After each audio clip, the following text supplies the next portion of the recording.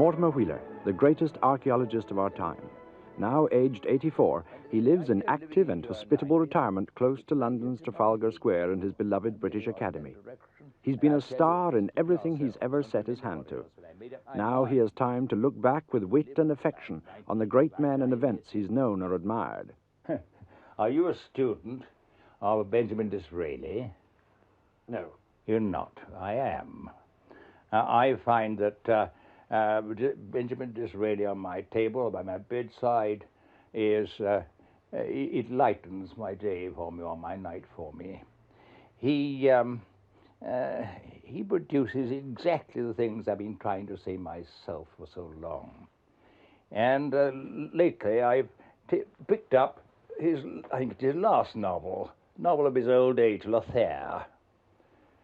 And there I opened the book at a page which has a direct bearing on what you've just been saying. On this page, he's talking about a little man called Pinto, Portuguese of some sort, but a pet of society in the period he's writing of.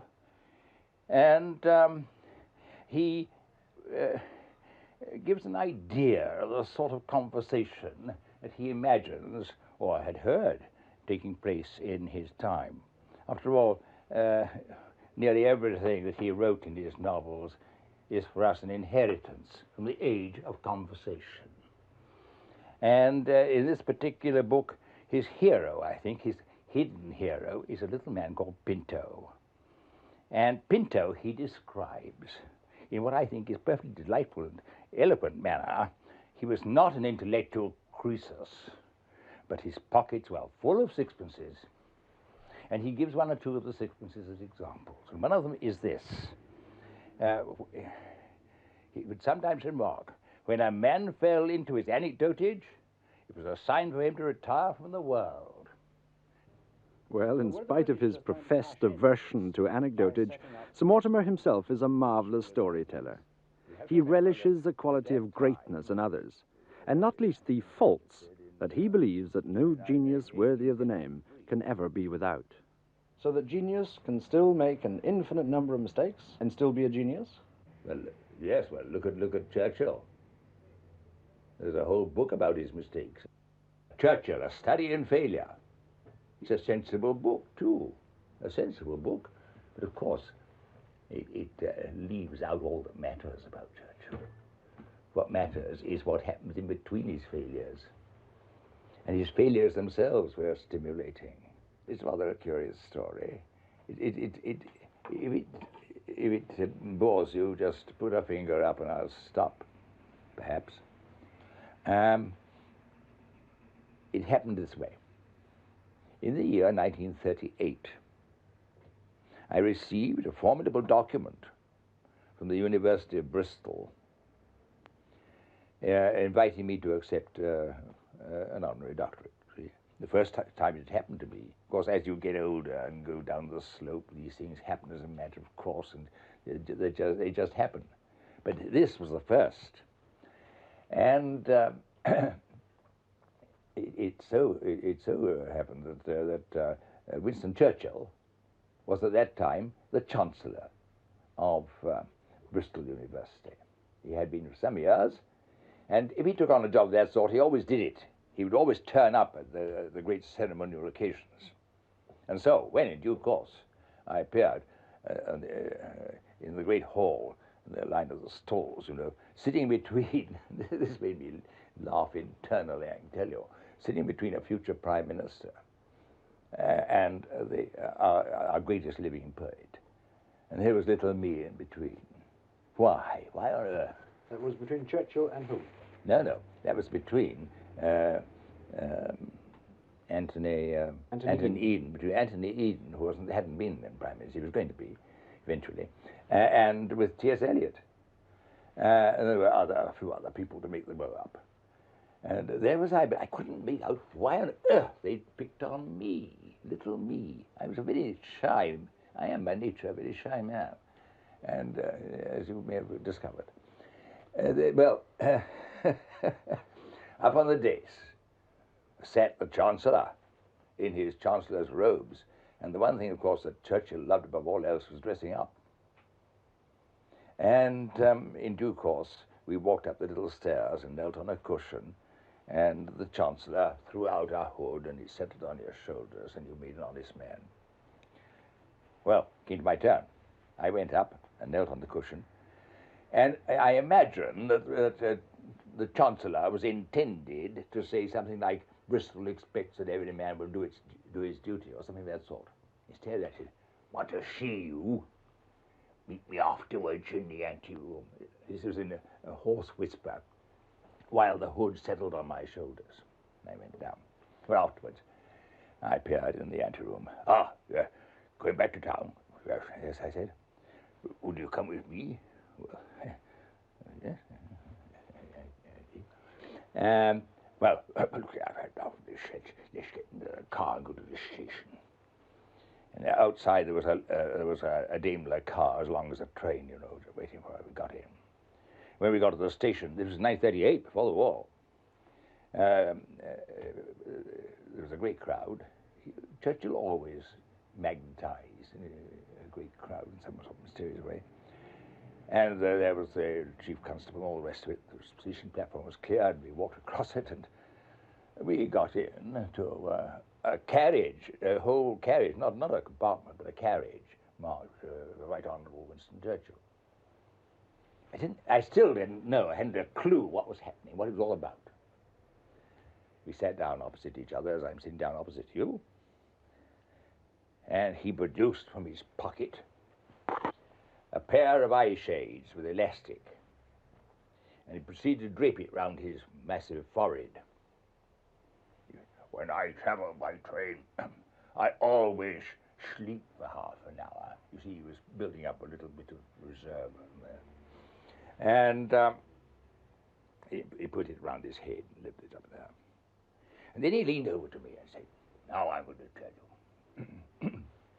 I'm writing a history of the English-speaking people. I've got the Danes. Very difficult people, the Danes. Let us talk about the Danes." Well, then, of course, the whole thing was clear to me that he had given me a degree because I was the only archaeologist he'd heard of, and he wanted a bit of help. Well, that was all right. I don't mind. Fair enough. Well, we talked about the Danes, and then we passed on to prehistoric England, Britain, and so on. And the ice age never came down. But we met the following day, and behind him as a shadow, very extraordinary, this shadow, Lindemann, who afterwards became Lord Cherwell. I never heard, at that time, Lindemann or Cherwell say anything. Later, we met on various occasions and we talked. But he was the shadow which gave Churchill a peace of mind. Churchill had somebody to lean on in some curious psychological way. Anyway, we talked together, we talked on other occasions.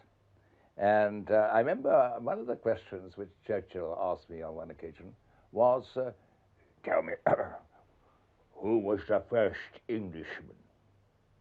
Well, that's a bit of a question to have fired at you.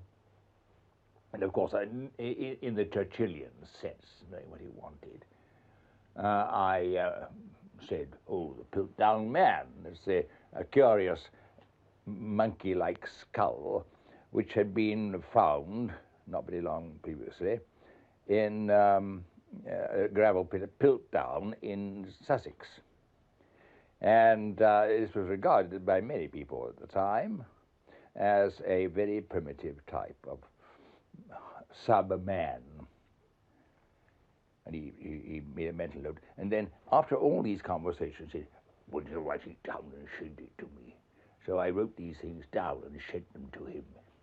And, of course, he took them, and he put the Churchill into it. He put the headlines into the whole thing. He brought it alive. I simply gave him a little fuel, and he lit the fire. Now, I'm now going to pass on. There came the war, as you will very well remember. Just before, on the eve of war, the proof of the first volume arrived, and I saw it and corrected it and sent it back. then the war, and at various levels, but he and I were occupied for the following 10, 15 years. I remember very vividly the next occasion upon which this question arose, the question of the history of the English-speaking people arose. It was on a day in August in 1954, and I was sitting in my office, and a letter came to me from Churchill's editor. Churchill, by that time, he was Prime Minister. He was a sick man, really. I rather think he had a stroke by that time, not sure. Anyway, he was a burdened man with no time to look at the niceties of a proof, and he'd handed the whole thing over for final correction to his principal sub-editor. And he, not knowing that I had actually drafted the original, sent it to me and asked me whether I'd be good enough to read it through and comment on it. I did, and opened it at the page almost where the Piltdown Man appeared as the first Englishman, with Churchillian decoration.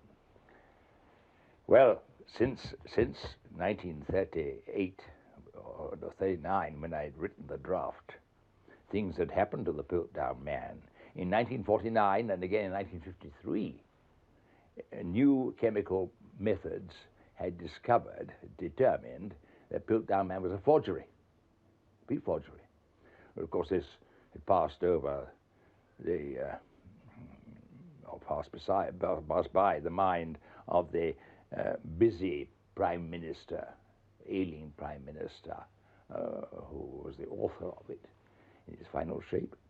And I spent that August day, I remember, with a sort of fretsaw, carving out all references to Piltdown Man. You won't find a single reference to Piltdown Man now in Volume 1. But by God, if it had got through, the whole of that best-selling history of those 4 volumes would have rested upon a forgery. It was a near miss.